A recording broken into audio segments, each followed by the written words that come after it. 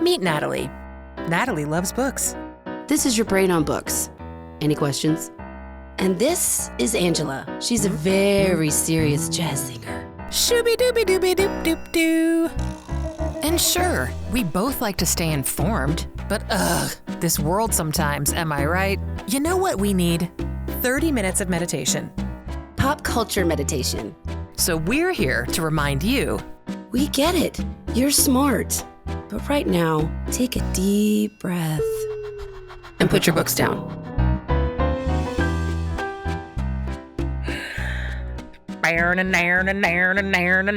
Natalie. Guess what today is? I'm gonna call it FootLOOSE. I'm so excited because, hello everybody. We are going to welcome to Put Your Books Down. Today we are. Thank you for being here. If you're here, if you're listening, if you're a first-time listener, or if you're just it's gonna be a good one. If maybe you have been here many times before, welcome back to the and podcast. I'm obsessed with you. So thank you. Obsessed with. I want to give a big shout out to my friend Kathy Gelb. Kathy listens to our podcast, and she always texts me and says, "Let's give Allison a big shout out." Holly. Jane, all of our listeners, all our big supporters, which I mean, if you want to be shouted out on the podcast, send us an Instagram the next time we post and we'll shout you out. We really, really love you. Because we really do. We really do have fun doing this podcast, and we are Lauren, my sister, my mom listens. Hello, Susan. Yeah. I mean, yeah. Hey Susan. Hey, Sue. I don't know who we're forgetting, but we're going to forget people. But please just, Well, it's not my family members. It is my sister. So Scott's a big shout out, but he's part of our crew. Here with us. Yeah. He's a great fact checker. Listen.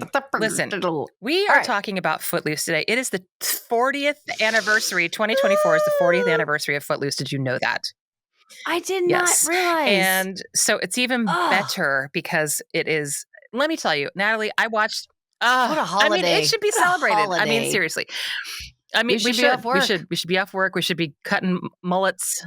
So everybody watches it all day long because that's how I like marathon. Because that movie, let me tell you something that holds up. FootLOOSE. On so many levels. And you know what? It's going to get a little complicated. It's going to be, there's going to be some things. It might be a little messy. I just want to say I'm going to tell you where I was when I first saw FootLOOSE. I went to see FootLOOSE in the movie theater with my cousins in Utah, like when it came out. We all went to go see FootLOOSE. And let me tell you, it was filmed in Utah. So that was even more exciting because it was filmed there. Yes, Why? That's where it was filmed. It was filmed because it's the perfect setting. Like there was a lot of country roads and the Lehigh roller mills and I assumed it was in Texas or something. It's the South. That is Utah through and through. Those farmlands and all that stuff. Yep. But there's so much irony with the fact that it was in it's Utah also just because of all the it's things. just like a very religious conservative town, and it made a lot of sense. Which is obviously everybody knows it's part of the whole. It is, and so there's always been this thing. I can't say that I saw that in the theater. Yeah, I was going to say, where were you when you first saw this? Though it was not current when I watched it, but Lauren showed it to me in our playroom. It was like a rainy day, and she showed it to me, and I think my mom, because Sally loved the Kenny Loggins, which is a lot of my inspiration. All of my musical inspirations are from my sister and my mother, and some of my dad. But he doesn't know names. So I think they both showed it to me, or maybe we watched it in bed with my mom. But I was 7, I think. Yes. So. And I just, my Lauren and my mom, kind of knew the whole, they'd already seen it a bunch, and they knew the whole deal or whatever. And so I was I was enamored with it, but it was also really fun to watch them watch it, as if I'd seen it before, as what I do for people. Yeah. It was exciting. And it just became a thing. And it was either, here's the thing. It was either with my mom and my sister, or it was in Atlanta with my cousins and Lauren, but Lauren was the one that. Let me just say one thing. Lauren orchestrated however I saw Footloose. My sister was in charge of that. My sister too. My sister orchestrated everything. Lauren was in charge of that, and I don't know if we were in Little Rock or in Atlanta, but it was one of the two, and Lauren orchestrated and made sure I saw it. Yes. And she always made sure I saw all the cool shit. So she definitely made that a point. But your sister, oh my God, I can't watch it enough. I mean, I honestly, I love this movie so much. The soundtrack, I've told you, I listen to the soundtrack like every week on my way to work. Yes. I listen to these songs all the time. It's not even just like Footloose. Let's Hear for the Boy. I mean, I listen to that all the time. I send that to Scott. I'm like, he's like, work's crazy. I'm like, how's work? He's like, it's crazy. He's on call. And I'm like, okay. And I'm like, let's hear it for the boy. I mean, like, I just like, I'm like, let's just always make a Footloose lifestyle. Footloose is your life. LYFE. And don't you love, so one of the things that I love about this movie so much is that from beginning to end, there's just there's a playfulness about it, even though it deals with serious subjects. And there are some really well-written characters, and they're very nuanced. Like, they're not just one, they're very complicated. But I love that opening so much with the feet. God, the feet. Okay, this is one of the things. So we were watching this. It's one of the best intros. I didn't love the font. Oh, I love that font. It kind of made sense. I do. But Scott said something when we were watching it again yesterday, and he knew more words. He could quote it better than I could, and he hadn't seen it in forever. And he said something. He was like, the intro is like the best, but he was like, everyone's shoes are so dirty. Like, it was a bunch of dirty shoes. That's so good about it. And that's true. But it's like that. Like, you know what you're getting? You're getting the grit. This movie is gritty, and it has grit. So it's a foreshadowing, and it's just like grit, and it's got like all shit, walks man. of life. Like, as you're watching these feet and these people's dancing feet, you're like, I wonder who is that person. And I know that it's like an every person, like everybody should be dancing. It's like a melting pot of humans, and it's just like you don't know who they are. Because you're just seeing their feet. Except for the fact that in the movie, it's definitely not a melting pot. It's real white. Certainly not. No, it's super white. Complicated part of it. That there's it's real no question there. But in the opening, right? But that was with the '80s movies. Yes, and the remake has some people of character. I never watched the remake, but it looked actually pretty good. I haven't seen it. I think anyway, I did. It doesn't matter. But anyway, so I just right off the bat, I just wrote down, it's just about perfect. So if you haven't seen Footloose, people, I don't know who you are. I don't know what you're doing with your life, but you need to stop what you're doing and watch it. It's on Paramount Plus. Even if you're at work. Yeah. Put in your earbuds. Okay. Exactly. Just listen to it. This movie is so in my psyche. It's it's like in my psyche. It's in my psyche. It's ridiculous. You will love this. And, this movie is like, it's the epitome of cool. I mean, a lot of it is not cool, but like Kevin Bacon. Yeah. Wow. And also all of these it's another classic 80s situation where these are like supposed to be teenagers and they'll look 40 plus. Okay. No doubt. They all look like adults. But Ren McCormick. And so I was telling Scott, I was like, oh my God. The whole Ren McCormick, like Scott was like kind of like this rebellious dude. I was like, this has been how I vision you in high school as Ren McCormick. Like that's how I see Scott as this Ren McCormick dude. I love it. I mean, in so many ways. And I was like, I mean, did you not dress like that? He was like, I was like, you didn't wear blazers like that? He was like, you were tied at your first day of school. I was like, I want to dress like that. And he was like, you do? I was like, I would wear everybody's clothes now. All of them. Every character's clothes. I loved everybody's like I think that like, and that's like, I'm a tomboy. And so I love like the skinny ties and like, Kevin Bacon was very David Bowie-esque in He's very, but like the whole attitude and the authority thing, I related very well about my experience in Catholic school. Like I felt so seen when I was watching this again. And that was Scott. Like he was, and I was like, he was not mad about it. I think he was like, you do? I was like, you're like the Ren McCormick. Like I just assumed this was your life. He's like, well, I don't know if it's directly related, but I'm not mad that you're saying that because you like it, But so what did you think? Like when you see Kevin Bacon like coming in, I'm thinking like he's rocking the like skinny tie and his like crazy hair, and he has an old 74 VW Bug. Sally had my the dad same had car. a 74 Carmen Ghia and has that same back bumper. So that's why I think maybe it's a 74. But I don't know. I haven't researched that. So I'm just making that up. But whatever.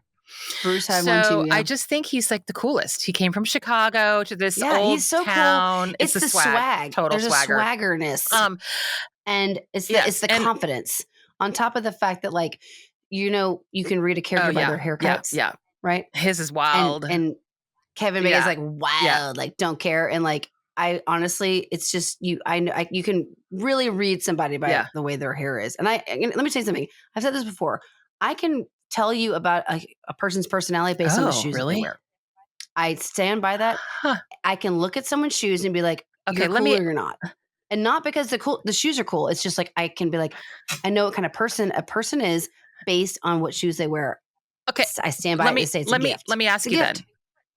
And guess what? This is Footloose, so I could tell everybody's personality. I love that you're calling it Footloose and not Footloose, but you're calling it Footloose because you're saying it it as if you were singing it in the correct rhythm of everybody cut Footloose. You're emphasizing the loose. Yeah, it's Footloose. I say Footloose. It's Footloose. Why don't you say Footless? Why don't you say Toothless? Why don't you say? Listen, I want to. Everybody in this movie has their teeth. About my shoes. I was wearing last night some like black suede. Jesse. Tell you that right now. Sling back. They're very like wedgy, Jesse. Like back heel. Musician. Like super French musician. Looking. Like they look like a French lady. Like musician. They are jazz singer. Yep. That's all you have to know. Okay. Yep. Anyway. Singer, musician, artist. Listen. The music is so go good. Into it. 35 minutes in, Ren is already doing his angry teenager montage. I've talked about this so many times on this podcast. I know. Like my favorite scene in a movie is how do you get your anger out? It's by dancing and doing gymnastics. He's gonna go and just. I mean, like it's so good. It is so good. But I also want to talk about. Okay, we need to go in on Ariel for a second. It's Laurie Singer. I have a sitch. Laurie Singer. She was also in Fame. Stunning. She was yes, and shortcuts. She was in But she's a sociopath in the movie, not in real life, not in Footloose. Yeah. No, in Footloose, she's a sociopath. She reminded me of Juliette Lewis in Natural Born Killers in this movie. Like she's like permanently suicidal and thinks it's cool. Like she's just this like, and the boyfriend is terrifying. Like he's really scary, but she thinks. Oh, you're right there. Pardon. She thinks that death is like fun and funny, but and like Natalie, she's just kind of like she thinks I want to take her to the doctor. Do you know why she has this? Like she needs to. She's traumatized and she's acting out. I know. Hi, you don't think I didn't write that down? She wants attention. And she's on a death wish because she's trying to like whistle past the graveyard. But we don't know that until later. We don't know that. We're just watching her try to kill herself all the time. And I would have immediately called the, authorities and gotten her, situated. And I thought she needed a doctor. She needed therapy. We didn't know that till half the movie's over. Yeah. And then we're like, oh, you act like a psychopath because you have trauma. Well, no Durf fed Murph, but at the same time, we should have had a little bit of a heads up as you're trying to like stand in railroad tracks, do the splits between two moving cars. That is like in the first 15 minutes of the movie. But you know why do you know why we're distracted? Because of the amazing soundtrack. And that's why we didn't give a shit about her well-being because we just want to like dance. I know. We just want to get footloose and dance, even though she is clearly screaming for help. And we are like, we're like, fuck about you, bitch. We are just going to dance. I'm holding that for. Okay, let me ask you this. Yeah. What is the most anxiety, because everybody's seen Footloose. What is the most anxiety-producing scene for you in this film? I'm putting you on the spot, but I think I know what mine is. I think it was when the train tracks, when she's standing in front of the train tracks and does this weird scream with her hand out. And it's like, I know. Huh? And she just does this like whole flash of screaming that I thought it would be when she does the double car. I think that's the one for me. like with her legs with the double car. I think that was Scott's too, but like, and like she's holding on to both cars. And it was initially. And then I was like, okay. Then the train thing where she's like, we just like to scream and yell at the trains. And we like pretend that it's going to stop. And then we just like make out with each other real crazy after.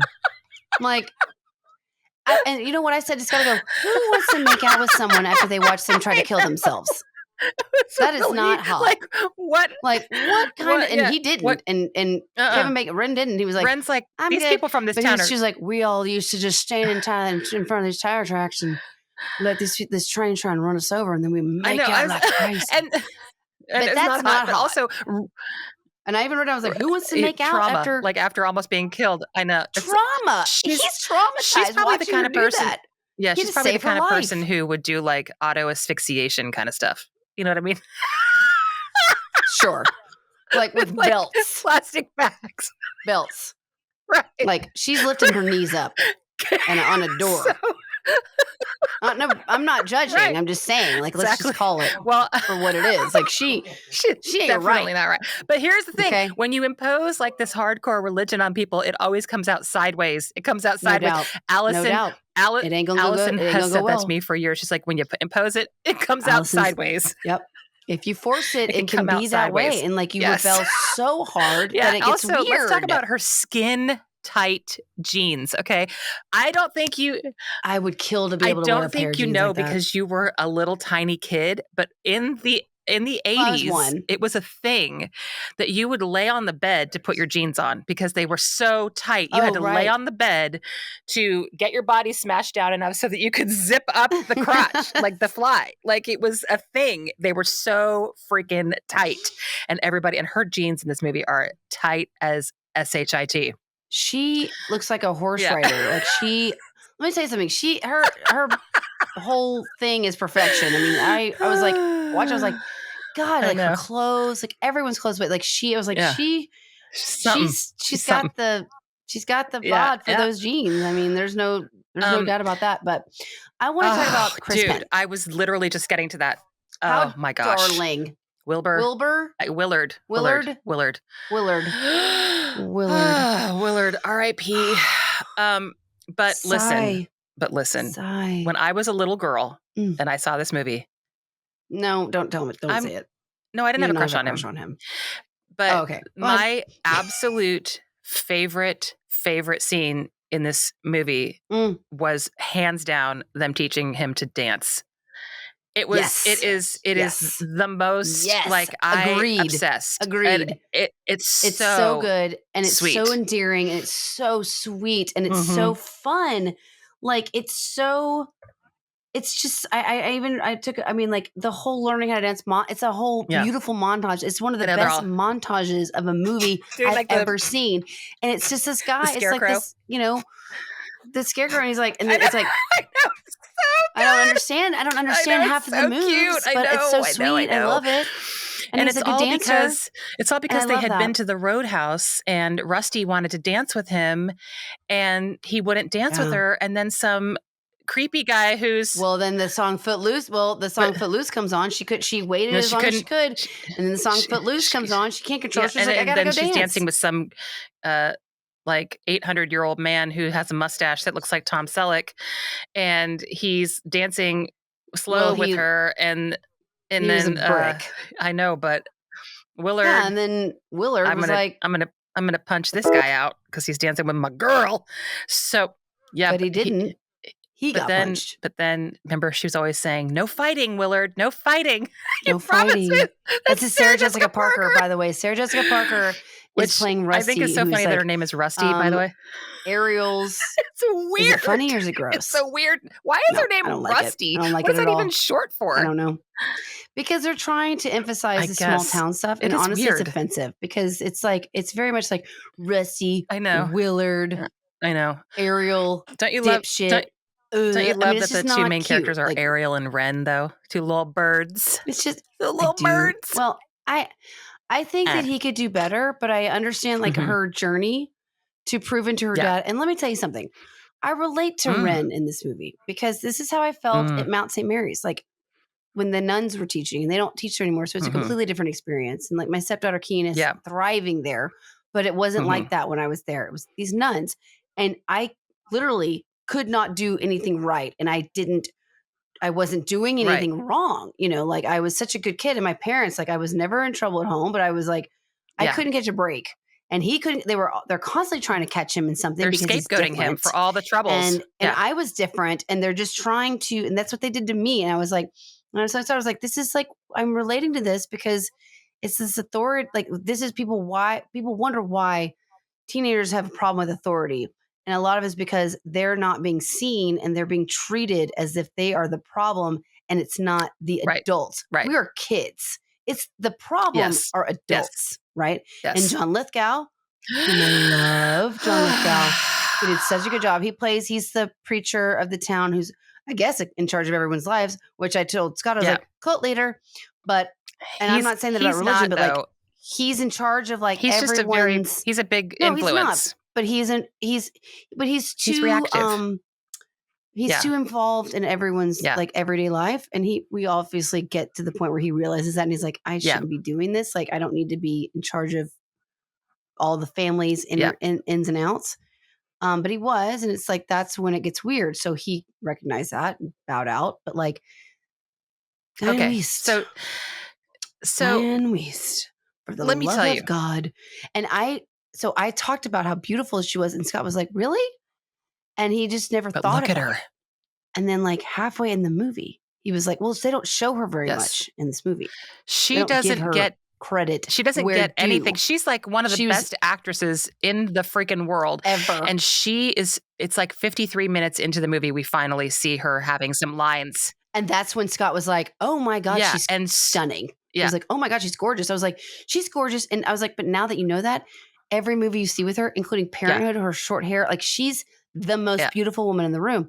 Yeah. Every room she's in. And I love too that her character is this. I noticed one thing about her and John Lithgow together. Whenever they're shot together, they're either like in bed or they're in some intimate situation where they're just the two of them. You notice that? And like they're always shot in like chiaroscuro lighting where it's like very shadowy. And so it's like dark and light. Like there's like a whole. But there's a darkness and a lightness, like which is representing she's the light. I loved that about this movie. There's a lot of depth to these characters. She's the one who talks him out of like, just because your son died doesn't mean that you have to be in control of everybody and you can't control all this. And why are you so worried about them dancing? And he's like, it's illegal to dance and listen to rock and roll because, and this all happened because, so John Lithgow's character is a complete self-absorbed asshole. The whole town's rules are based on. Yes, he is.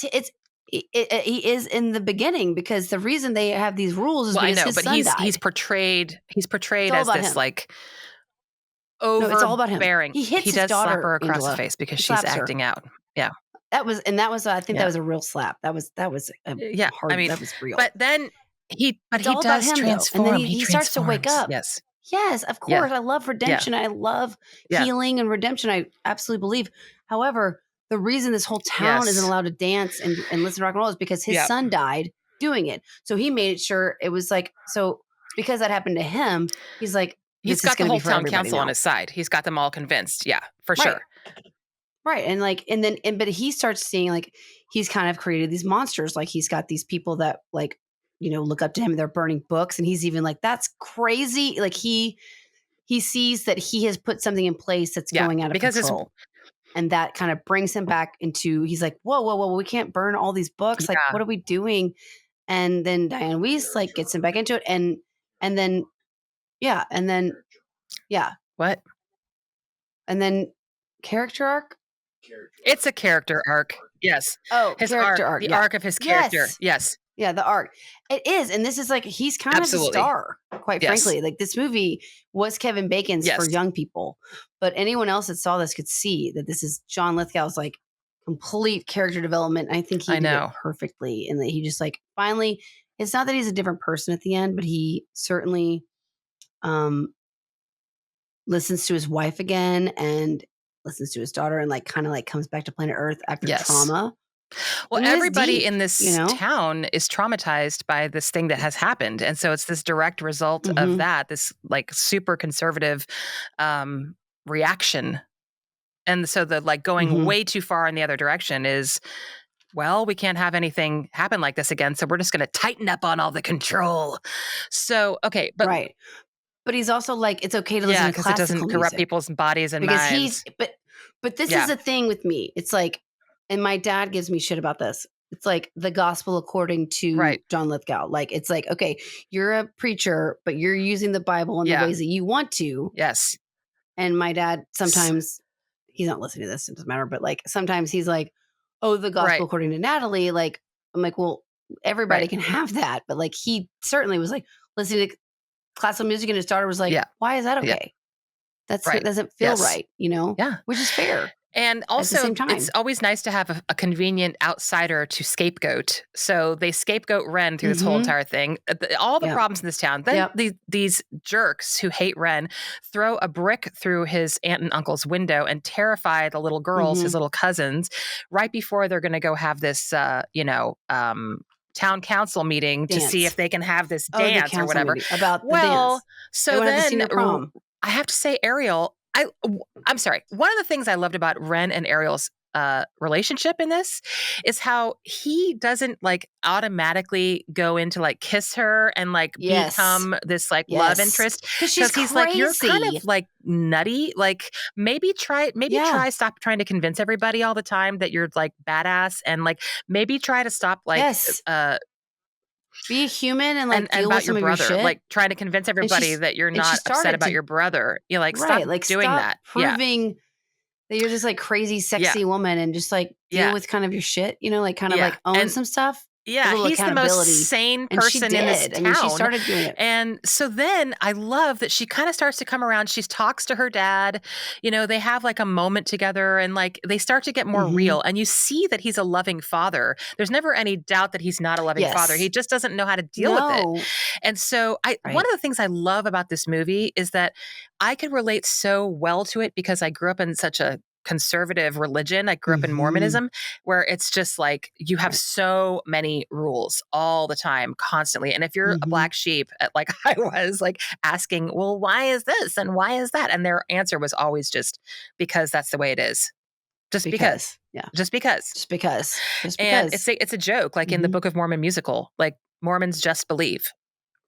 Really? It's one of the songs is Mormons just believe. We just believe. We just because I said so. And so I loved this movie because it was such an like I realized this has affected me for a really long time in ways that I didn't really realize that it was. Yes. You know what I mean? I think it made a bigger impact on me than I realized. But then I love how John Lithgow finally says, if we don't start trusting our children, how will they ever become trustworthy?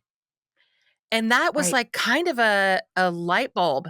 That was the thing for my dad too. We had this, and like it wasn't because we were Mormon. Like he just was, he lived in fear about me and my sister because we're girls, and he just was afraid of everything. And finally, like it took us moving away for him to be like, okay, I can't. How am I supposed to trust him if I can't? You know, he has to. We have to be allowed to be trustworthy. You got to show that you are, and it's just like I think it's a parental. Yeah, thing. I loved that. Religion or not, it's totally. Just and I love that whole coming together, you know, with all of that, and they sort of make peace of it. That's the best redemption of this movie. But I do want to. I definitely learned. Wait, I learned a couple words in this movie that I remember. First of all, I love that it was so progressive that, so the boyfriend of Ariel, when she was dating him, was like. Chuck, he said something called Ren can make it a pansy, and he was like, "I thought only assholes use the word pansy," and like I was like, "Oh yes, they do. That's absolutely true." And this movie is definitely where I learned the word douchebag. That's so funny. It's exactly where I learned it, and I looked at Scott. I was like, "That's where I learned it." I love it. I'm full circle. I love it. It's so full circle. Funny. But the chicken race with the two tractors. We have to talk about this. Let's just talk about so it makes me laugh so hard because I went back and watched it yesterday. And the fact that they teach him how to run the tractor, okay, and then he's gonna go to this chicken race and they're gonna go head on with each other. And I'm sorry, the tractors are going like 15 4 miles an hour. Like 5 miles an hour. Like how, if that. And there's no cause for concern here. Dying.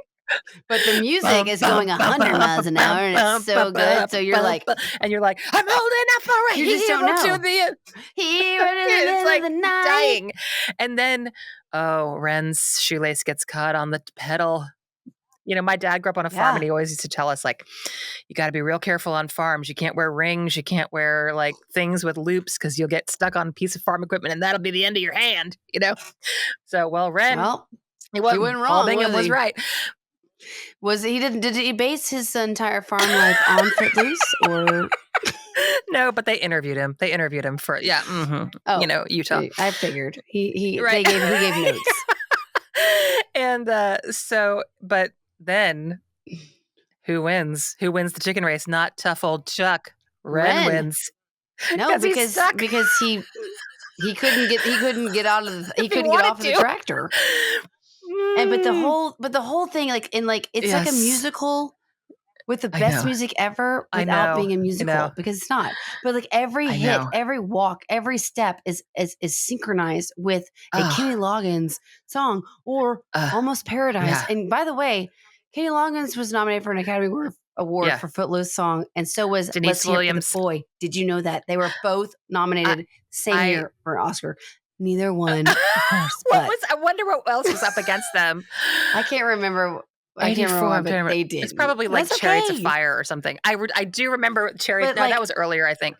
I'm Free. Kenny Loggins, Heaven Helps the Man. It's so good. It's so freaking good. That's this whole soundtrack. If you haven't had it back in your life, I literally listen to it every week on my way to work, and I was like singing along yesterday. And I bounce off of my seat while I'm driving, because this really gets me amped up for my really easy esthetician job. But at the same time, it just really gets me pumped. I get really pumped too. And I don't need to be pumped, but it pumps me up, man. It's good. I know all the words to all of those songs still. This is 40 years later. I know. How do you feel about Almost Paradise? I love it. And let me tell you why. I love Ann Wilson. Oh, P.S. Ann Wilson. She just announced it. Ann Wilson of Heart. She's like 70-something years old. She just announced she has cancer. So praying for Ann Wilson. We hope she's going to. She had to cancel all of her shows. But anyway, hope she's okay. She's older, though. She's like 75 or 76. And she's rocking it. That woman, her voice is... Her voice is magic. Her voice is absolutely magic. Oh my gosh, she's amazing. And then Mike Reno of Foreigner.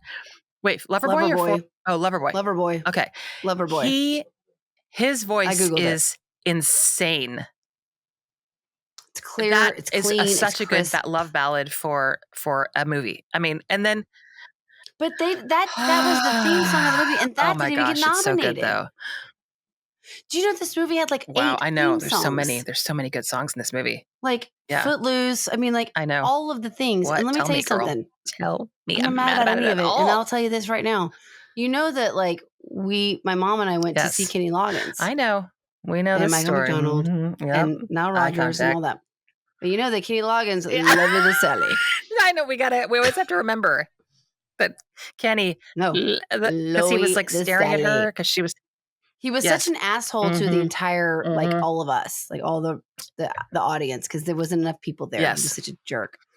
And then I bring my mom down to the front of the stage, and I'm like dancing to all this stuff and like creating a dance bar with all these like massive senior citizens. I'm the youngest person there by 40 years, like doing back handsprings. And my mom and like Kenny Loggins like locks eyes with my mom, and she's like, and like smiles. And then she's like, she's like dancing, and he's just like following her around, like from the stage to Sally. And I was like, and finally I was like dancing, like shimmying, and like grab my mom, and, like put her behind me. I'm like, no, like he was just like eyeballing. He was clocking her. He was into clocking her. Could not get somebody. Enough of her. Guess who stole the show Guess who stole the show that night? Sarah Simmons. Sally Simmons Sanderson stole that show. That would be a good. And maybe that's why Kenny Loggins was so mad. Maybe Maybe Sally was in the audience. That's right. Listen, we got to do a pit stop. We're gonna talk and talk and talk and talk. But I could, and I'm oversurged. On and on. But listen, we gotta reel her in because listen, we have to talk about Diane Weiss. We're gonna dedicate our. We have to talk about Diane Weiss.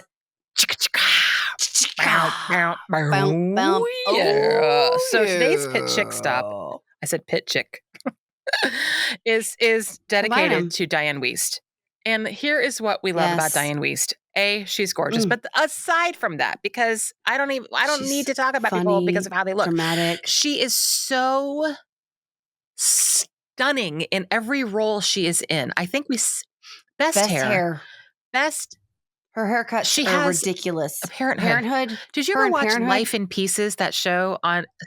Yeah, that's my. I made you watch Life in Pieces. Do you understand that I sent that to you? That's true. Because Darren and Jefferson. Natalie, it is true. It was during COVID when it was on the air. Oh, okay. Then you're right. I watched it during COVID, and I love it so much. Her and James Brolin, these are two people I love so much, and they're married. Yeah. They play a married couple. I know. And they're Everybody, hilarious. if you haven't seen Life in Pieces, binge it. It's so good. Oh my God, it's Life so freaking in good. Pieces. Yes. Colin Hanks, all these comedians, you will remember, you will know these comedians. It's also, amazing. Diane Weiss, she was in something recently that was, oh gosh, what was it? She was playing this old lady where she's like not going to be taken advantage of. I can't remember what it's called, but it was so good. I know. You should know what it's called because we don't know what it is. I don't know. All I'm saying is, Diane, are you Have making another drink? Oh my gosh. Oh no, I'm making fun of myself. This is something Bruce would do. I'm just joking. I'm making fun of me.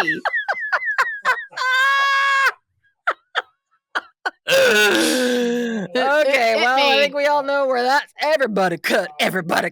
No, it's fine. Listen, Natalie, Diane Weiss is the best. She's the best. She's the best. I want to have my hair. I wish I could have my hair cut like her. You could do it. Why not? Why? No, I can't. My head's too big. I will always look like Justin Bieber. Yeah. It's okay. No. Sorry. Yeah. Well. Anyway, so Natalie, is there anything else about Footloose that we need to talk about that you've forgotten? But check your notes because I feel like we could go on and on and on. And everybody needs to. One of my favorite parts of this movie is when they all drive their motorbikes to the mill. When they finally decide that they're going to. I said that. I was like, when did they? I was like, they're not allowed to listen to rock and roll, but they can drive dirt bikes. I know. Literally, I was like, you're not allowed to listen to music and dance, but you can drive a dirt bike. And all of you have one? Without helmets. I know. And no helmets. There's so many. No helmets. Like, what in the actual hell so is much going danger on around here? It is so confusing. But it's like they have all these rules, and then it's like, but you can drive recklessly on a dirt bike. It's fine. You're fine. And then the thing that made me laugh was, just a little elbow grease and a bunch of cutout stars, and they got themselves a dance, and they just decorate that prom. Oh, and I love that John Lithgow and Diane Weiss were watching. And I even said to her, I was like, what if in the movie like they cut to and they got caught like doing it in the grass because they were like the preacher and preachess people. I don't know. Again, they were in chiaroscuro. I can't say that word, chiaroscuro. And like all of a sudden you look over and they have like hay in their hair and they're like, oh, sorry. Like, yeah, that's like the perfect ending to this movie is like that y'all went to Doink Town. Like that y'all like, Doink Town. Natalie? Just, got it on. Shaw and Vi hugging in the field. Woo! I know they hugged. And I was like, oh, also they should get it on. Like, you know what they should do? They should hear it for the boy. They should get Footloose in their pants.